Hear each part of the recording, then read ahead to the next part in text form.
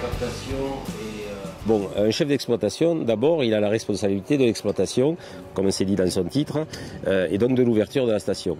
Il a la responsabilité de ses salariés. Je ne paternise pas quand je dis ça, hein, mais c'est un petit peu ça. Il est obligé de rendre compte à ses élus.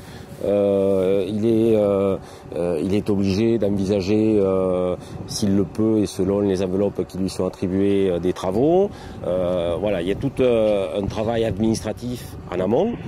Et ensuite sur le contexte exploitation quotidienne, il faut qu'il veille à ce que tout se passe bien, à ce que la clientèle soit satisfaite et que les remontées mécaniques fonctionnent, qu'il n'y ait pas de problématique sur les pistes montées, que les pistes descentes soient bien balisées, mais ça, il y a le service des pistes pour ça. Voilà, il chapeaute un peu tout le monde. C'est bon, c'est chargé.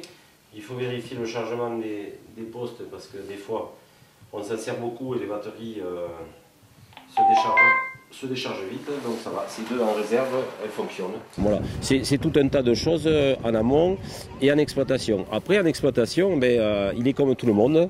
Il va remplacer au téléski, il va remplacer à la caisse, il va remplacer à la location de matériel. Il va monter sur une échelle, il va monter sur un pylône, il va aller damer. Il va aller damer aussi. Alors damer, c'est bien un mot, il va aller rouler parce que le damage, c'est un métier à part entière. Il ne remplacera pas le pisteur, mais il ira l'aider puisqu'il est PS1, PS2. Voilà, c'est plein